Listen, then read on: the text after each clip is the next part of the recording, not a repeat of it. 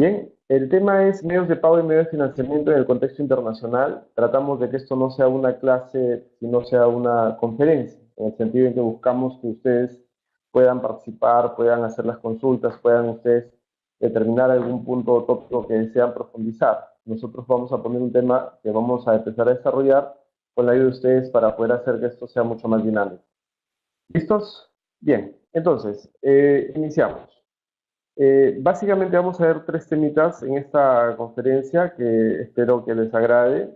Uno es tipos de pago a utilizar en una negociación internacional. El otro es negociación e uso, costumbres de negociación internacional y costos de financiamiento que debe tener el exportador.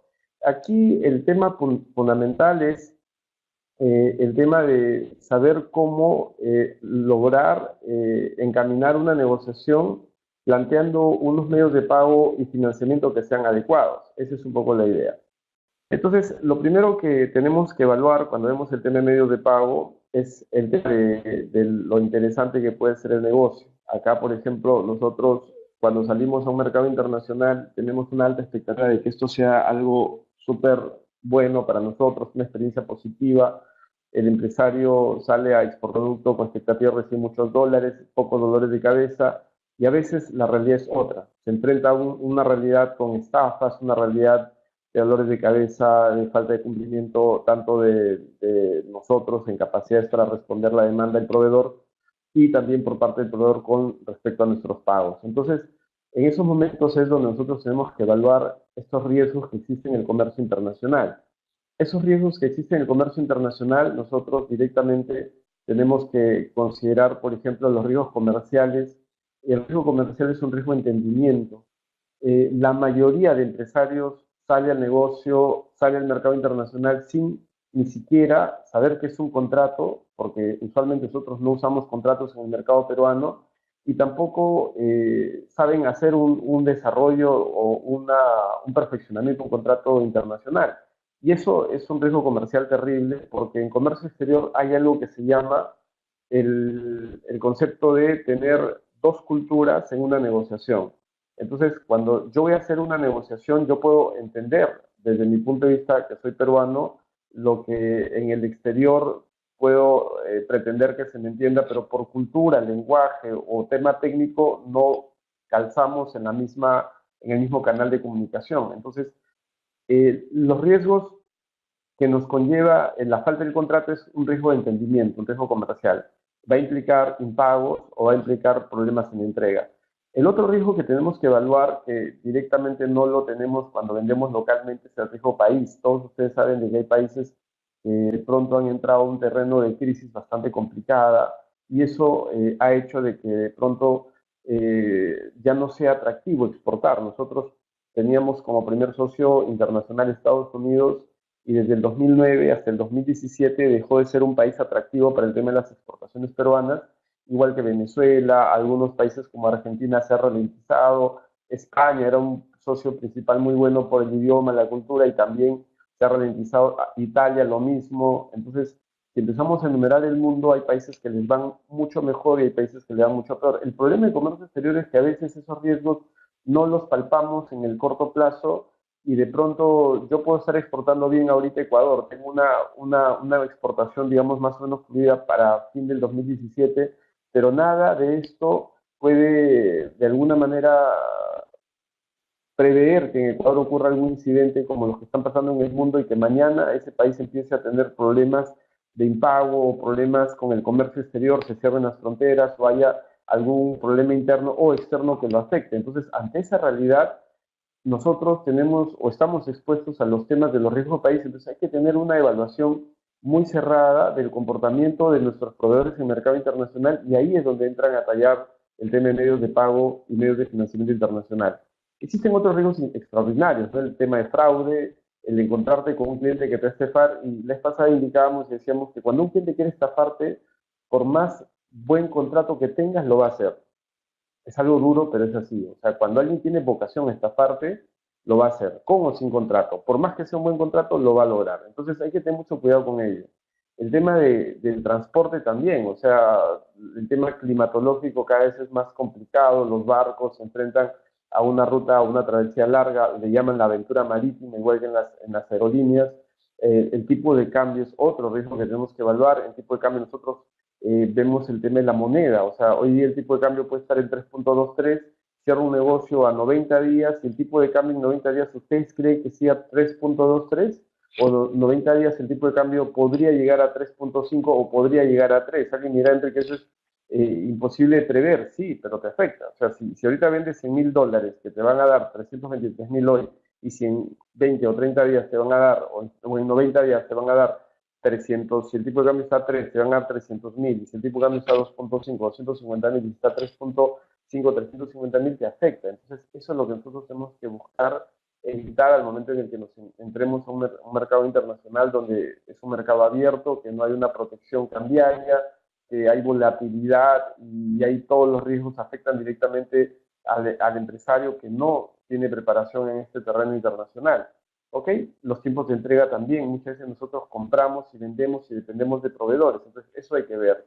En este entorno, ahí básicamente participan fuerte para un poquito intermediar entre el exportador e importador, participan el agente de aduana, los transportistas, el agente de carga, broker de seguros, almaceneras, supervisoras, etcétera. Entonces, todas esas instituciones lo que hacen directamente es tienen un servicio que van a brindar al exportador importador, pero también si es que no manejamos bien la relación con estos agentes, existen riesgos en la parte operativa.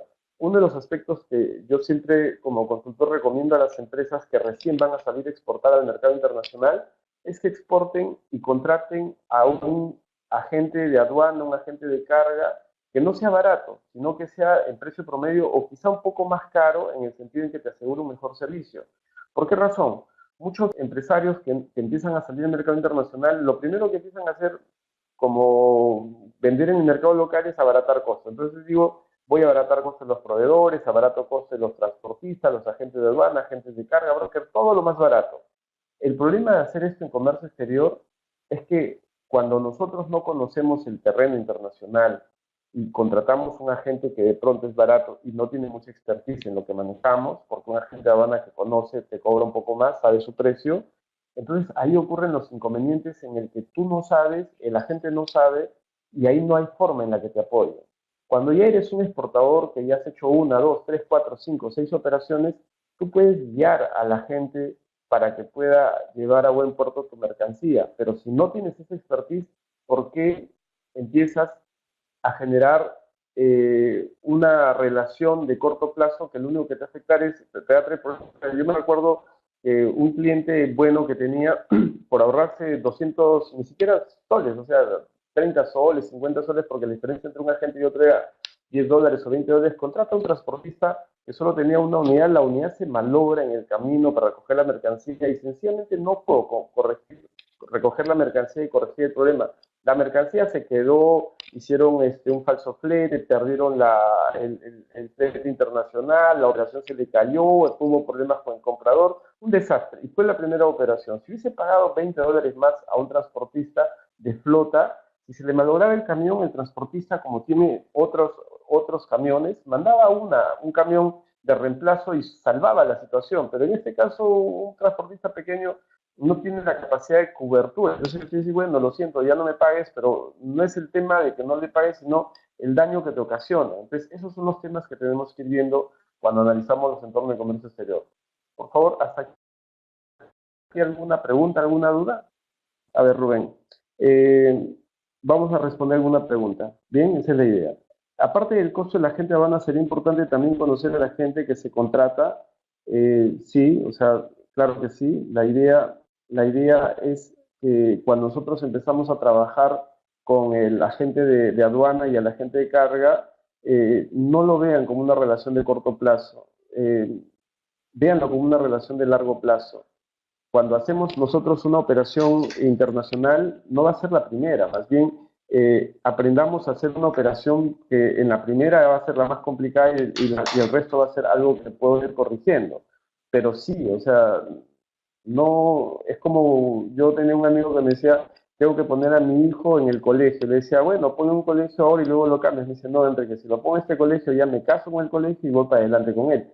En el caso de los agentes, yo creo que en un principio es una relación en la que se apuesta a un largo plazo porque conoce tu operativa, sabe quién eres, sabes cuáles son tus requerimientos, se va acomodando a ti. Por esa razón, a veces cuando uno le consigue un cliente, un agente aduanero, no es que le consiga un cliente para una operación spot, sino le consigues una operación futura, un flujo de caja. En realidad, yo conozco clientes que están 2, 3, 4, 5 años con su agente de aduana porque los sabe bien, los conoce y conoce su operativa. Entonces, cuando no tiene esa capacidad de centralizar el tema con el agente es donde vienen los problemas. Entonces, eso es lo que nosotros tenemos que buscar. ¿Ok? No sé si hay algún tipo de pregunta más. Sí, o sea, como le digo, Rubén Martín Sánchez, no se trata, como les digo, es una mala praxis. O sea, empezar en comercio exterior regateando, buscando agentes de carga, aduana, transportista, broker seguro, baratos, es la peor inversión que pueden hacer cuando ustedes no conocen el tema.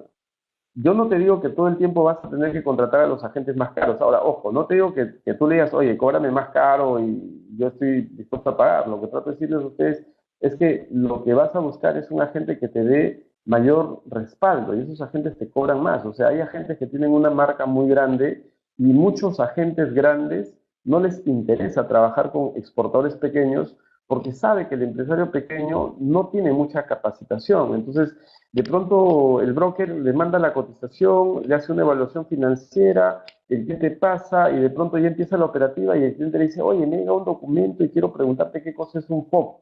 Entonces el agente de aduana se cae de espaldas, ¿no? Diciendo, oye, este señor ni siquiera tiene idea de qué cosas son Incoterm y está ya exportando, ni siquiera se ha dado el trabajo de saber qué está firmando y entonces eso implica que va a tener mucho problema el agente en la operativa porque hay que guiarlo. Entonces, ese es el tema. Entonces, muchos agentes de aduana y de carga no quieren ser, pues, mamá pollito y no quieren ser profesor de comercio exterior y sencillamente dice, bueno, si se va a echar a perder el cliente, que se eche solo, pero que no me afecte ni mi código de agente de aduana, ni tampoco me fastidia mi sectorista, que es muy bueno para operaciones grandes, si no lo voy a tener en una operación pequeñita, entretenido con 30 correos, porque el empresario no sabe ni qué cosa es un coter, ni qué cosa es un big book, ni cómo llenar directamente una matriz de exportación. Entonces, esas son cosas que uno tiene que entender cuando elige un agente. ¿Ok? Eh, sí, ahora Eric Hatmayer, sí es verdad. Lo que pasa es que, sí, o sea, yo estoy de acuerdo contigo, operador logístico. El problema es que en el Perú no hay muchos operadores logísticos, o sea, como tal, ¿ah? Porque hay quienes se hacen llamar operador logístico, hay un montón. Operador logístico, pero no tiene ni... Un operador logístico maneja gente de aduana, gente de carga, tiene transporte internacional, maneja red de aduanas en el mundo, ¿no? Eso propio, no te hablo subcontratado. Acá hay pseudoagentes que dicen ser operadores logísticos y finalmente alquilan todo, ¿no? Tú le dices, oye, ¿me puedes hacer transporte? Sí, te puedo hacer esto, todo te hacen. Pero al momento en el que te van a recoger la mercancía, son otras empresas. Tú dices, oye, ¿no es de la misma marca? No, bueno, somos socios. En realidad, están contratando directamente, subcontratando. Entonces, operadores logísticos grandes, tienes ahí rutas, redes como Schenker, DHL, Danzas, tienes operadores como, hay varios, ¿no? Pero son muy, digamos, parametrados. Ahí tienes Go2Tigers en el mundo, hay varios agentes que están bien reconocidos en el tema y tienen todo, o sea, tienen barcos, tienen agente de aduana, agente de carga y red internacional. Por el momento, cuando eres una pequeña empresa o una mediana empresa, búscate un agente no tan grande, porque no te van a hacer caso. Ojalá lo pudieras encontrar un agente muy grande, pero un agente que básicamente no sea el más barato del mercado y que tenga experiencia en el producto que tú vas a exportar. Y esto es importante que lo conozcan.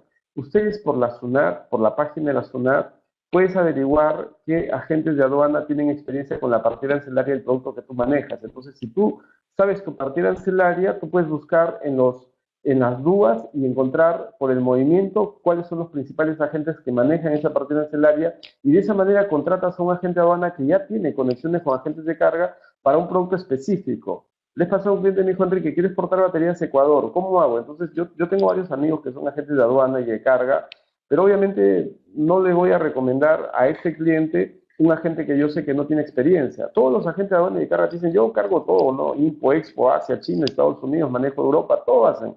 Te llevo a la luna tu producto, si quieres, te llevo tu gato a Antártida, pero El problema es que no manejan, no tienen experiencia. Entonces, la mejor forma de ver si tiene experiencia es viendo el tráfico que la gente maneja. Si yo quiero exportar palta, busco el tráfico de la gente que exporta palta y de esa manera me cercioro que conoce la red de palta porque he exportado todo el año con 3, 4, 5 clientes grandes. Entonces yo digo, oye, yo puedo ser el sexto cliente, para él va a ser una operación marginal.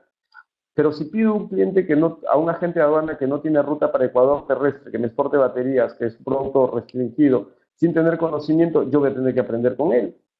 Y lo que yo quiero es que la gente me sea apoyo, no que me sea directamente un lastre para que yo avance en el comercio. ¿Ok? Entonces, eso es importante. Eh, ¿Existe algún lugar donde reconocido puede ser esta gente de confianza? Como te digo, lo haces por las dudas de la SUNAT, puedes encontrar los agentes de aduana en función a la partida arancelaria. Así lo puedes ver. Si en Europa me pagan en euros, ¿cómo aseguro que me den el cambio correspondiente en Lima, ya que la diferencia de cambio es grande? Carlos, sí, cuando tú vas a tener un tema de pago, te van a pagar en euros y acá obviamente te van a pagar en dólares. Aquí, en principio, los bancos, o sea, los bancos hacen ese tema del cambio de tasa. Eh, Hay déjame ver por favor una plataforma, un segundito, nada más quiero ver una plataforma que me han estado justo haciendo llegar hace poco y quiero compartirlos para mostrarles. Es una empresa que está manejando este tema de divisas. Ya. Actualmente es una plataforma que estamos empezando a evaluar, se los voy a compartir. Eh, Esta plataforma básicamente lo están ahorita lanzando, es para cambios de divisas y te da una muy buena tasa. Esto ahora está empezando a salir, los bitcoins, como tú verás acá tienes tipos de cambios, ¿ok?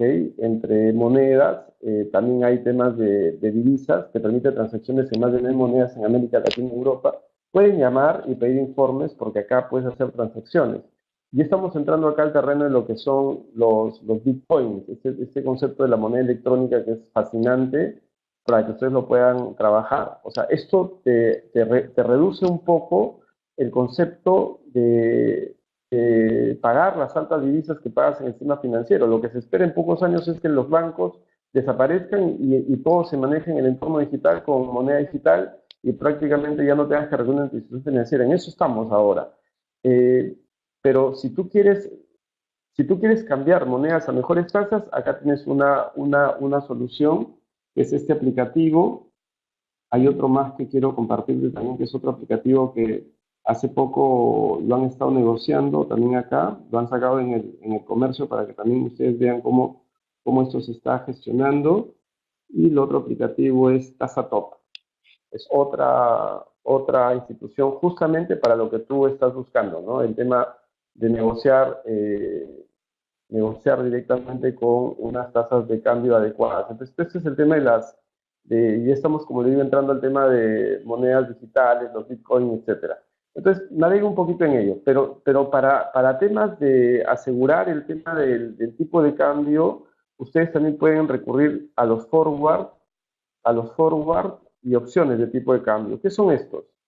Cuando tú sabes de que te van a pagar en dólares, cuando tú sabes que te van a pagar en dólares en 90 días y tu moneda viene en euros, o sea, perdón, tú vas a recibir tu tipo de cambio en euros y tu banco lo puede convertir en dólares porque tú tienes tu cuenta bancaria en dólares y lo vas a pasar a soles incluso. Fíjate el cambio que puede haber ahí.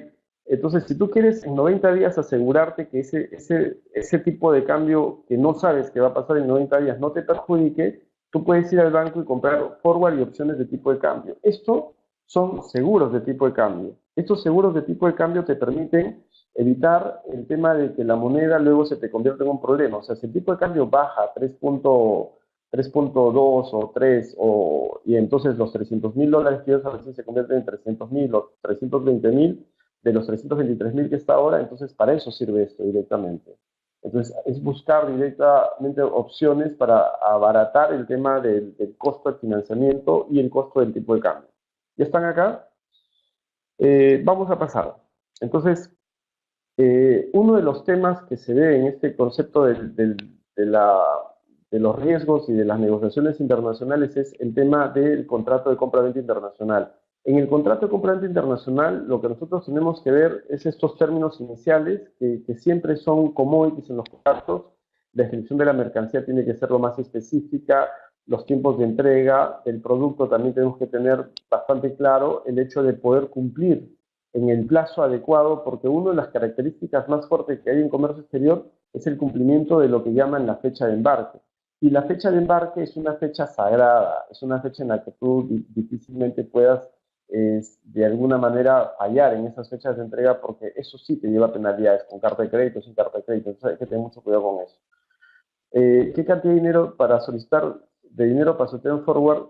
Miguel Ángel, en realidad los bancos fijan sus propias condiciones para el tema de los forward, pero hasta donde yo conozco no hay mínimos porque tienen unas tasas fijas mínimas que ellos tienen directamente que cobrarte.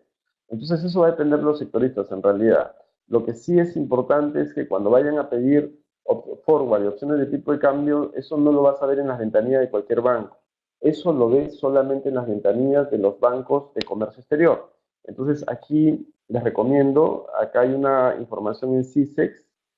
CISEX es el portal de ProPerú, donde directamente hay mucha información. Acá hay una herramienta que se llama simulador financiero.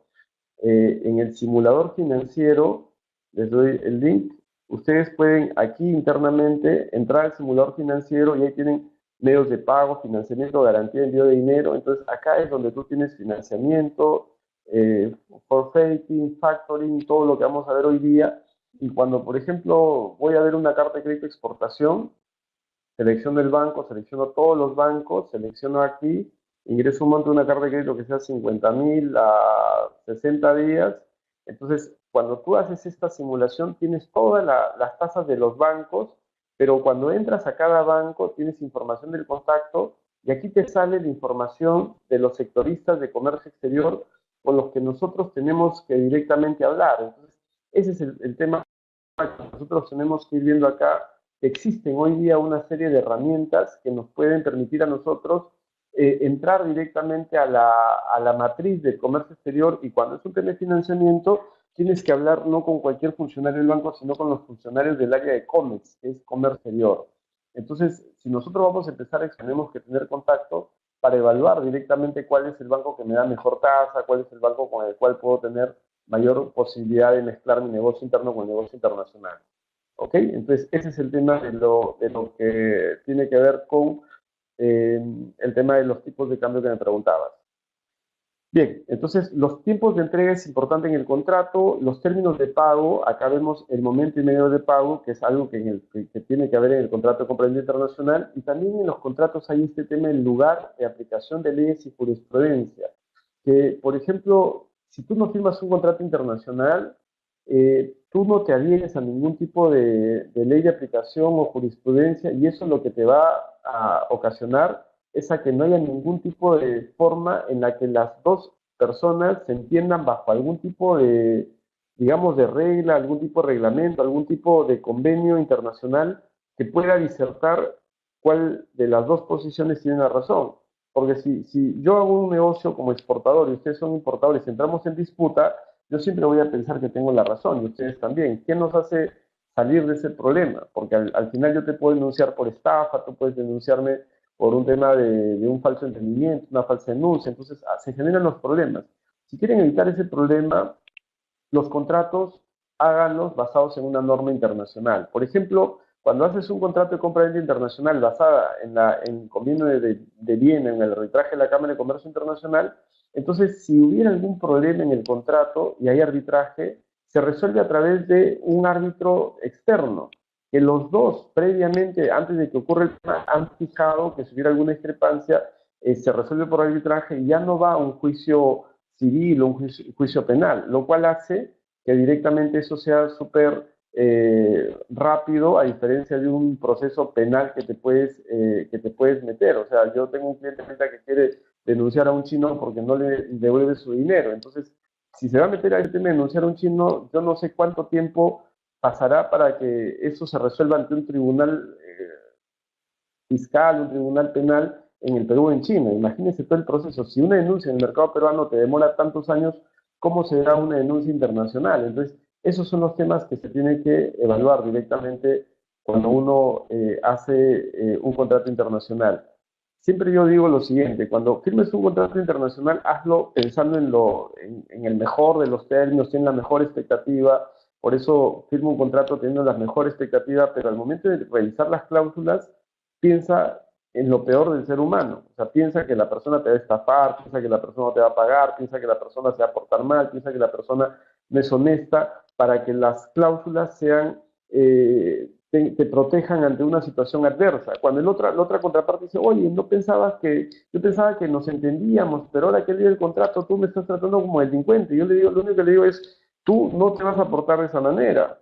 O sí, si no te vas a portar de esa manera, ¿por qué tendrías problema en firmar un contrato con esas cláusulas? Sencillamente firma, porque no te vas a portar mal. Acá lo único que dices que esto se activa si es que tú de pronto quieres estafarme, quieres registrar mi marca, que no quieres pagarme, etcétera, ¿no? El contrato es una protección directamente al impo y exportador para evitar una contingencia futura. Y los arbitrajes es una buena forma de resolver un contrato, pero tengan cuidado que el árbitro también puede fallar en tu contra. O sea, yo confiado digo, oye, voy a arbitraje, a ganador, y el árbitro sencillamente ve que las pruebas que tiene el importador son más sólidas que las que yo tengo y sencillamente el árbitro tiende a favor de él y ahí termina. O sea, cuando nosotros mandamos un contrato con arbitraje, ya no hay forma de poder subirlo a una vía judicial, porque aceptamos que es la última instancia.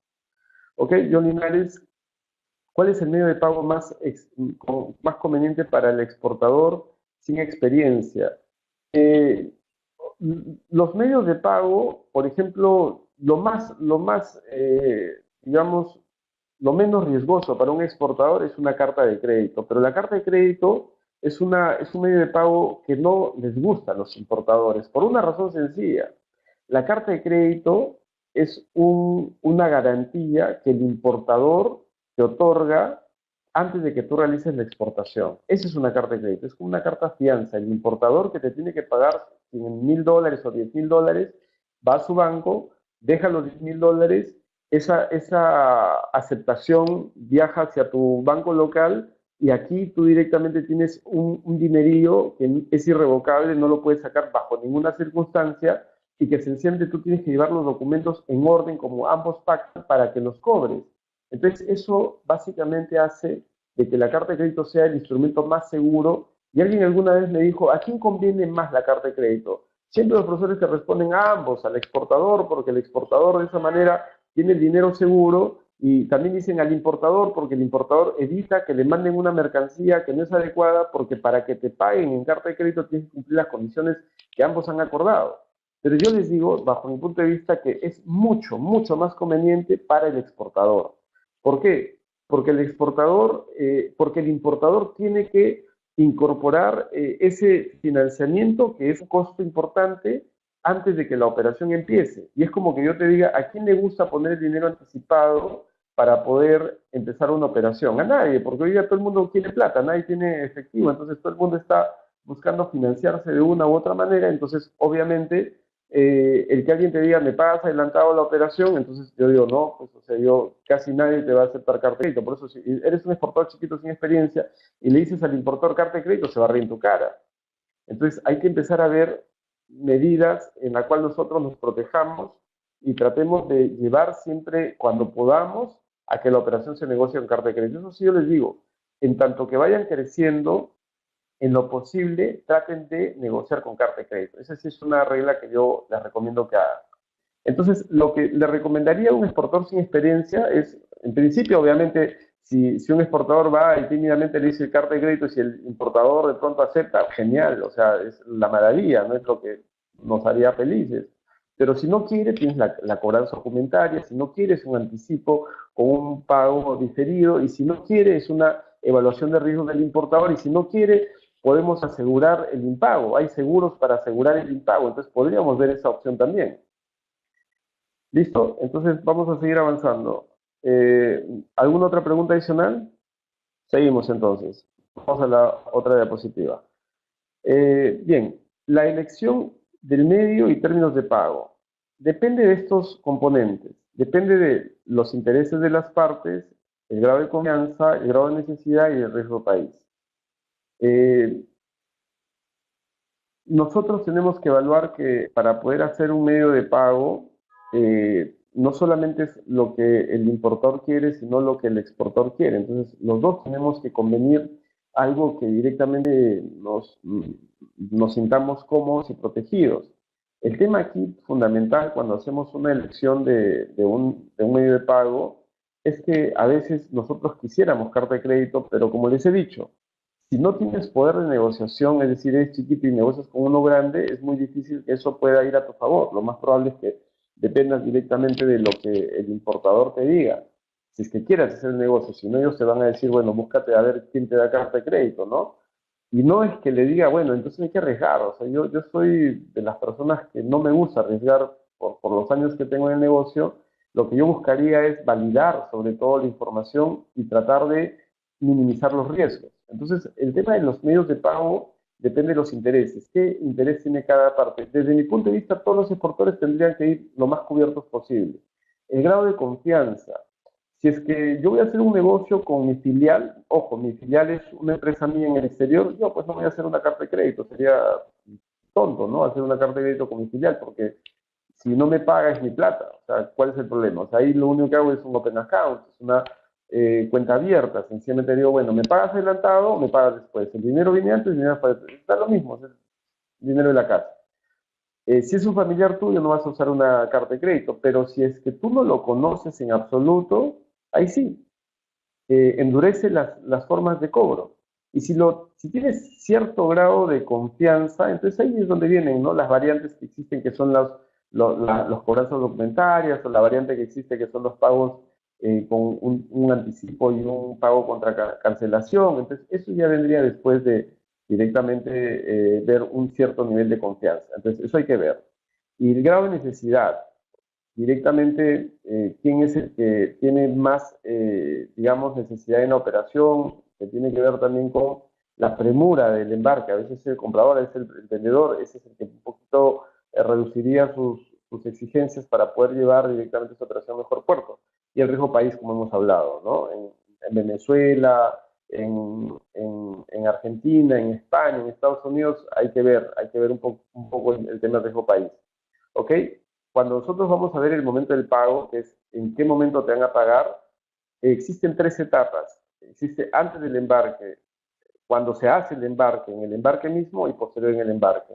Entonces, como ustedes verán ahí, nosotros lo que tenemos es que si fuera antes del embarque, pago anticipado. Si fuera posterior al embarque, pago diferido. Y acá, como ustedes ven, dice pago diferido. Acá hay un tema de pago diferido que se llama contraceptación o solamente pago diferido con un compromiso de pago. Son dos variantes que existen al momento de hacer un pago diferido. Y si es al momento del embarque, se llama pago a la vista o pago contra documentos. Es el nombre que recibe cuando hacemos un pago al momento del embarque.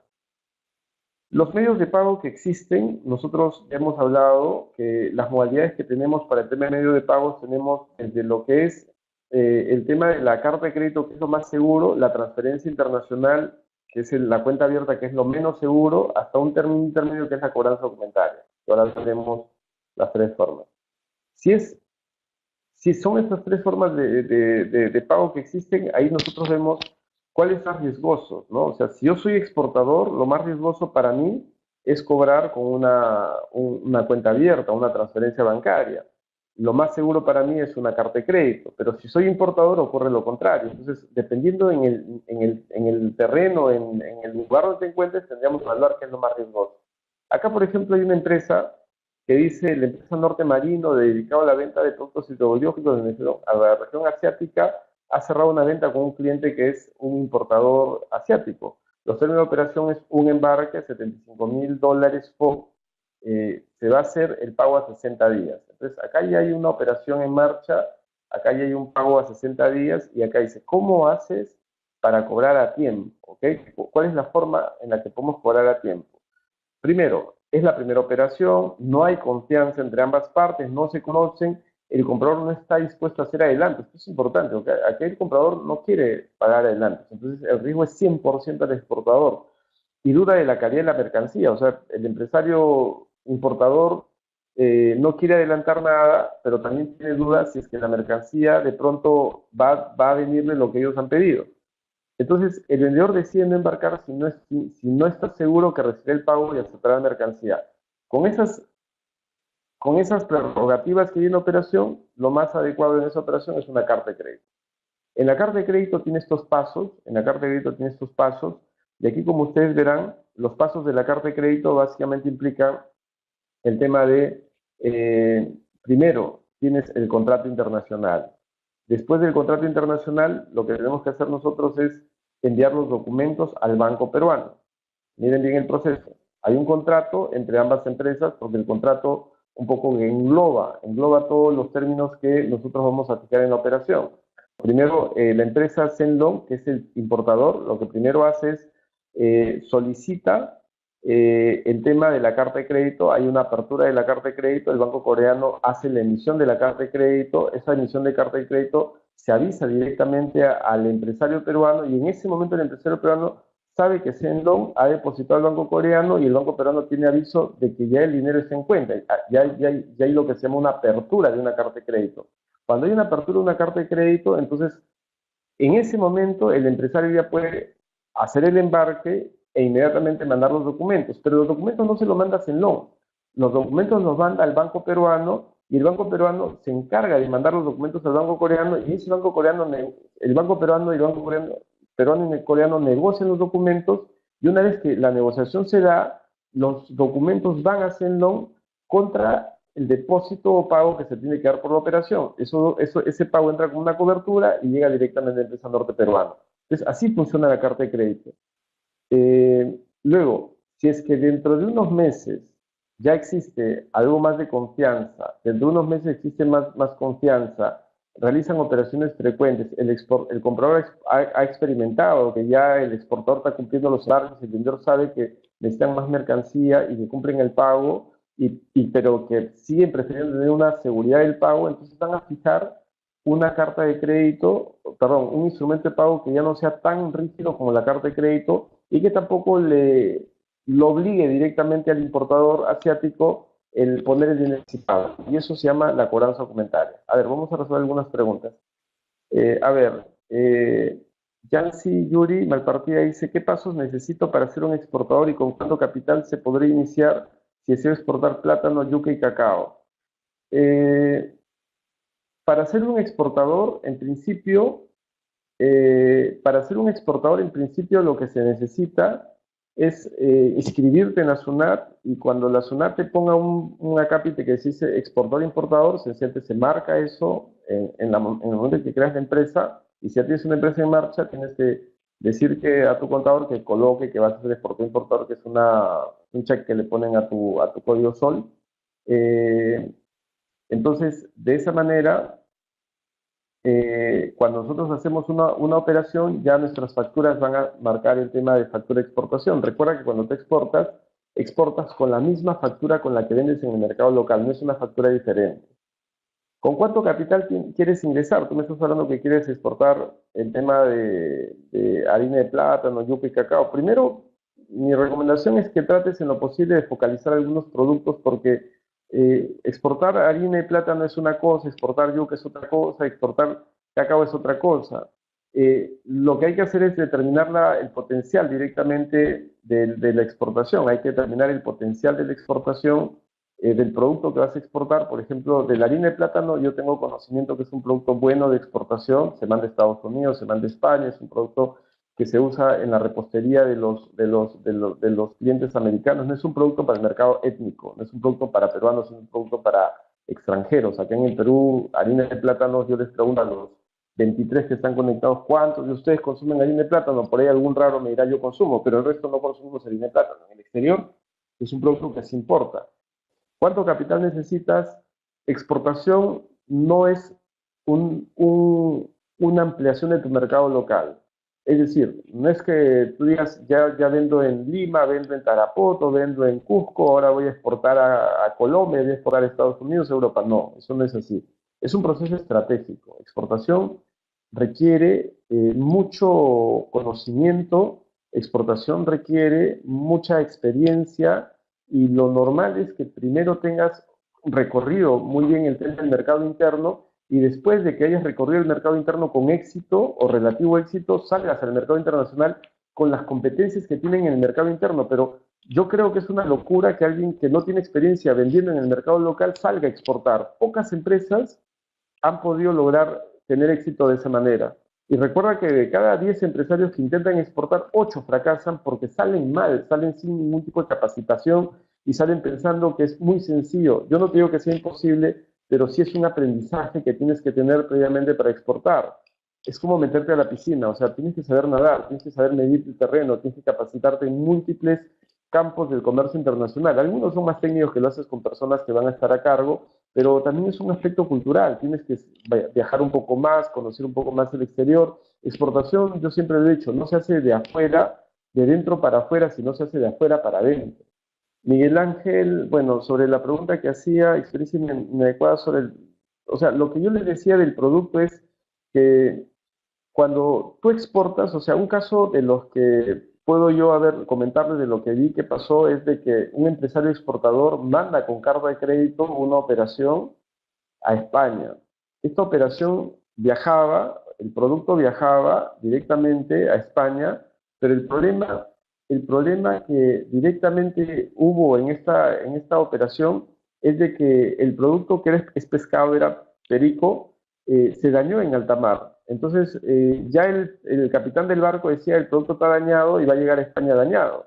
Pero en la carta de crédito lo que habían pedido como documentos que se iban a negociar era el certificado de verificación en origen, el DL, el certificado de calidad, el ITP y todos los certificados que directamente solicitaba el español el español para que esto se negocie ya estaban cubiertos. Entonces, la mercancía estaba dañada, sin embargo, como ya había cobertura, sencillamente se pagó. O sea, el banco español tuvo que hacer el pago a la empresa peruana independientemente de que el producto llegara dañado, porque es un pago contra documentos. Vamos a seguir avanzando. Rubén empieza un poquito cuando empieza a exportar, 5 es recomendable. A ver, esa pregunta me parece buena, Eric. Cuando uno empieza a exportar, normalmente los 5 son como aprendizajes que uno va haciendo en comercio exterior. Empiezas desde lo básico, desde el ex-works, que básicamente es cuando un empresario vende en mercado local, o algunos venden ni siquiera como ex-works, sino lo que hacen es venden a un acopiador y el acopiador es una factura local.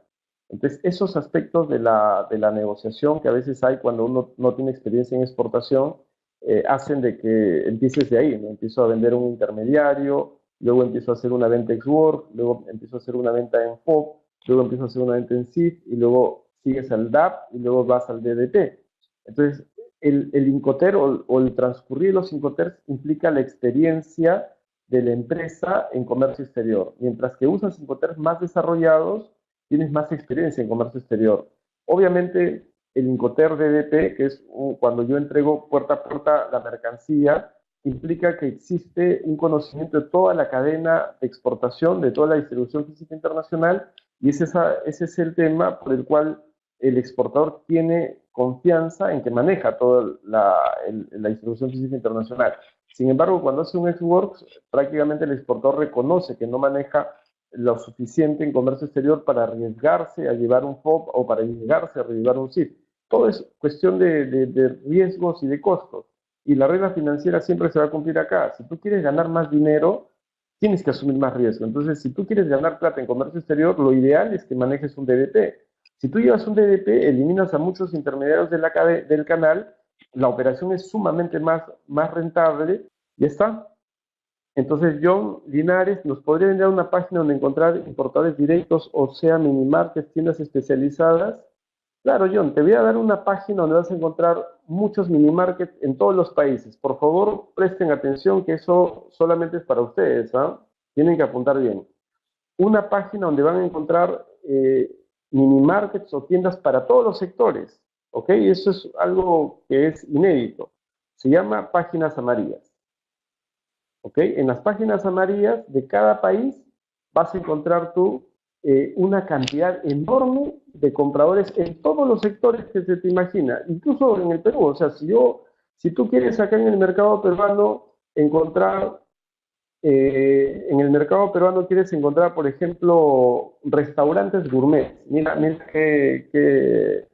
así, que específico, ¿no? Yo quiero encontrar restaurantes gourmet. Entonces, yo soy una empresa española que vendo patas de cerdo y ya encontré la manera de mandar las patas de cerdo al mercado peruano y quiero entrar a los restaurantes gourmet de Gastón y todo lo demás. Entonces, le puedo buscar de una manera complicada, pero mejor restaurantes gourmet. Vamos a ver si existe la categoría. Oye, acá hay vamos a ver si es que como restaurante gourmet sale. Vamos a ver, acá me da una búsqueda, ¿no? Restaurantes gourmet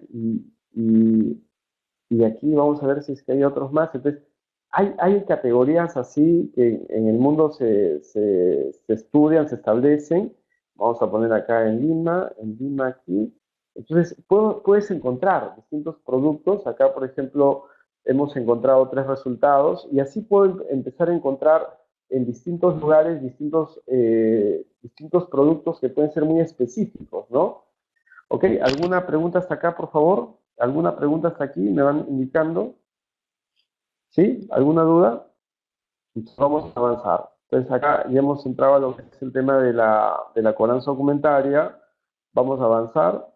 Y acá dice, ¿no? La empresa Norte Marina ha cerrado una exportación, $75.000, pago a 60 días. Y acá dice que quiere obtener recursos adicionales a los propios. O sea, vamos a entrar un poquito en el terreno del financiamiento. ¿Ok? El financiamiento que hay en el tema del comercio internacional. Bien, entonces, si quieren obtener recursos adicionales, entonces acá entramos al terreno de las líneas de crédito. En las líneas de crédito, si tú quieres ir al banco directamente a buscar una línea de crédito, acá directamente tienes que tener esta documentación, que es la línea de crédito convencional. O sea, ya hablamos de créditos preembarques. Para esto, la documentación que tienes que presentar es: cliente cuenta con cuentas corrientes vigentes, experiencia de 2 años, estados financieros, copia del PDT de IGB, informe comercial de empresa, declaración patrimonial de accionistas. Y hay aspectos cualitativos, que es el entorno económico, riesgos, y los cuantitativos, que son los ratios. Entonces, eso es lo normal. Un banco, para que te dé préstamo en comercio exterior, la evaluación es un poco más dura de un préstamo para un producto o servicio en el mercado interno, porque en el mercado interno el riesgo es menor, es lo que acabo de decir. En el comercio internacional los riesgos son mayores. Ningún negocio que tiene menos de 2 años el banco te va a considerar. El banco trata de ver cierto expertise del empresario para poder entrar al negocio. Y recuerden algo importante: la tasa de interés es el reflejo del riesgo de tu proyecto. Así que si de pronto un banco te dice te voy a dar préstamo de $100.000, pero te voy a cobrar un 35% de tasa de interés, lo que te está diciendo es que tu proyecto tiene ese riesgo.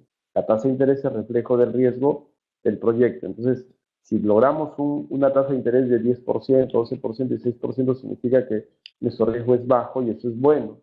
Entonces, cuando los bancos quieren unas líneas de crédito, también acá hay garantías reales que te pueden pedir, que es el tema de muebles, inmuebles, hipotecas, prendas dinerarias, warrant, también garantías personales. Si la empresa no califica, buscará que califique directamente los socios o los accionistas de la empresa. Y hay algunas garantías que el gobierno te da, que por ejemplo una de ellas es el CEPIMEX.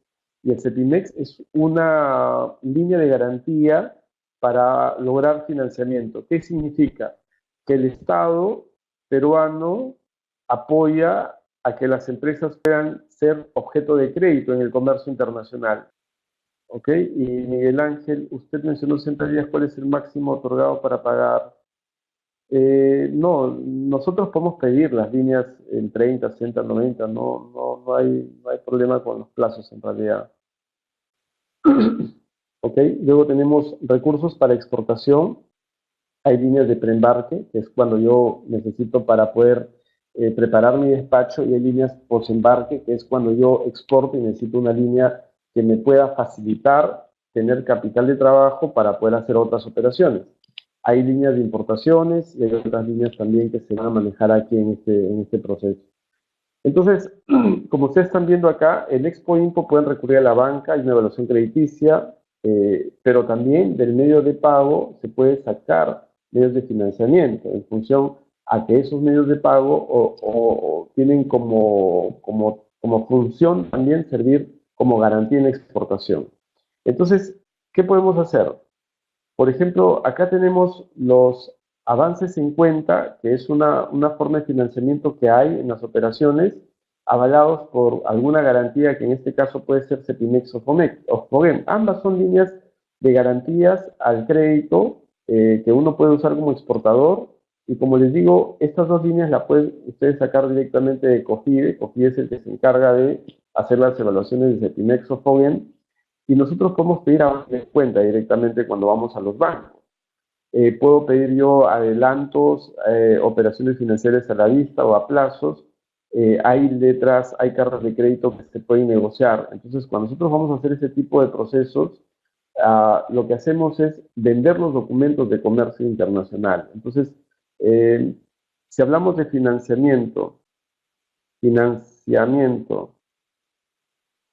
del comercio exterior, en función a las garantías del mismo proceso. Entonces, nosotros, ¿qué documentos emitimos en comercio exterior?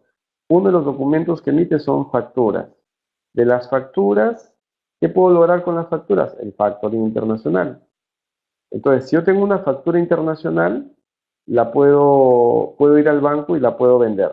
O sea, puedo decir, banco, ¿sabes qué? Te vendo la factura de Walmart y Walmart me quiere pagar a 90 días. Evalúa el documento y si te gusta el documento, dame el dinero de 90 días hoy, me descuentas una tasa de interés y me haces el dinero. Y tú te encargas de la cobranza 90 días, yo necesito la plata ahora. Entonces, de las garantías de los documentos salen fuentes de financiamiento. Entonces, ¿qué tienes de garantía? La factura. El segundo tema que puedes tener como garantía es el tema de la carta de crédito. La carta de crédito es un instrumento o es un medio de pago, eso es lo que hemos dicho, es un medio de pago. Pero esa carta de crédito tú puedes hacer un descuento de la carta de crédito. Puedes hacer un descuento de la carta de crédito. ¿Qué es un descuento de la carta de crédito? Es vender la carta de crédito. Es el banco, la carta de crédito está a tu nombre. Hemos dicho que la carta de crédito es un documento que tiene mucha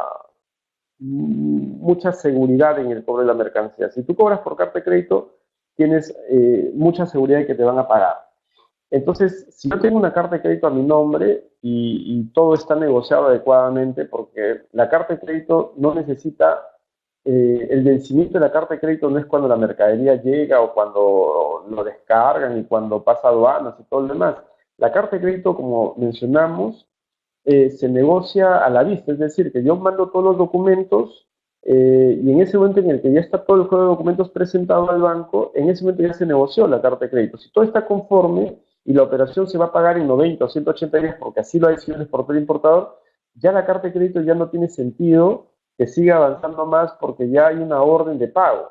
Al momento en el que se negocian los documentos, los bancos dicen ya, todo en orden, listo, ya está, entonces paga. Oye, espérate, que dice que hay que pagarlo en 180 días. Ok, pero ya la carta de crédito ya no tiene sentido porque ya se negoció, ya la operación ya para el banco se terminó porque el banco negocia documentos, entonces solamente se esperan los 180 días que tiene que cumplir por orden del impo y exportador para que el banco pague. Entonces, ese documento que ya es seguro, tú puedes llevar al banco y decir, oye banco, mira, tengo una carta de crédito acá que ya es seguro que en 180 días de paga porque fue negociada. Entonces, ¿te interesa? Lo compras y tú solamente esperas el tema del término de los 180 días y a mí me das el dinero ahora y me cobras una comisión por el descuento de la carta de crédito. Entonces, es otra garantía que se convierte en dinero. La tercera forma de obtener dinero en comercio exterior es a través de la letra de cambio. Cuando tú haces una exportación, tú puedes pedirle al importador que te pague y te dé una letra de cambio. Entonces, la letra de cambio, que es un instrumento duro de cobranza, porque es una letra de cambio en el mercado local, se puede protestar, es un documento duro de cobranza, o sea, a mucha gente no le gusta emitir letras de cambio porque sabe que es mucho más, digamos, te sometes a más requisitos que en una factura simple.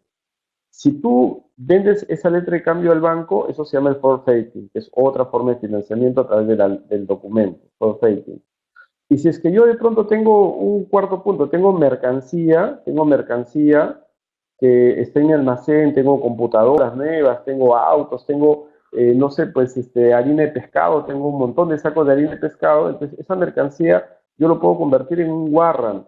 Y el warrant también le digo, oye banco, ¿sabes qué? Necesito plata, te doy la garantía, la mercancía en prenda, lo deposito en un depósito aduanero autorizado, me dan un certificado de depósito, un certificado de warrant y voy y pido dinero. Entonces, son formas de conseguir financiamiento sobre la base de la misma operación de comercio internacional.